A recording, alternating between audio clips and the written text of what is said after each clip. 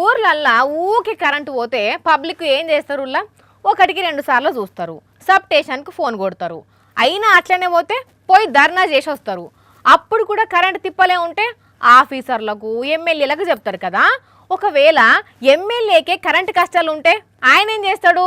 అందరు ఎమ్మెల్యేలు ఏమో గానీ ఈ ఎమ్మెల్యే ఏం చేసిందంటే కరెంటు కష్టాల మీద కన్నెర్ర చేసిన ఎమ్మెల్యే ఏకంగా ఆఫీసర్ల ఇంటికి పోయి వాళ్ళ ఇంట్లో ఫీజులు వీకుడే కాకుండా ఎక్కడికక్కడ వైర్లు కట్ చేసిండు.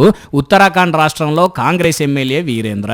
అగ చూడండి, నిచ్చెనేసుకొని ఎట్లా తంబం ఎక్కిండో, వైర్లను టక్క టక్క ఎట్లా కట్ చేసిండో.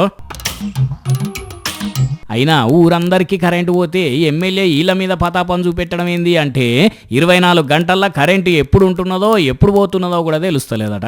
కాకపోతే ఆఫీసర్ల ఇండ్లకు మాత్రం కరెంటు ఉంటున్నదట. ఈ మోపున కరెంటు పోయి జనాలు గోసపడుతుంటే ఆఫీసర్లు ఏం చేస్తున్నారు? గుడ్డి గుర్రం పనులు తోముతున్నారా? అసలు కరెంటు పోతే బాధ ఎట్లుంటుందో మీకు కూడా తెలవాలి అని 3 పెద్ద ఆఫీసర్ల ఇండ్లకు కరెంటు సప్లై కాకుండా చేసిండు. ఈ ముచ్చట చూసిన ఆఫీసర్లు 10 రోజుల్లో మొత్తం సెట్ చేస్తామన్నారట. కానీ భలే విచిత్రం చేసిండ్లే ఎమ్మెల్యే. మరి ఇప్పటికైనా అక్కడ కరెంటు కష్టాలు పోతాయో, ఆఫీసర్లు అన్నట్టు 10 రోజుల్లో సెట్ చేస్తారో లేదో తెలియదు. కానీ ఎమ్మెల్యే చేసిన పనికి అక్కడి పబ్లిక్ మెచ్చుకొని మెడలేసుకుంటున్నారట. ఎమ్మెల్యే తంబాలెక్కి కరెంటు కట్ చేయడం గమ్మత్తున్నదిలే. ఇట్లుంటారు కొందరు.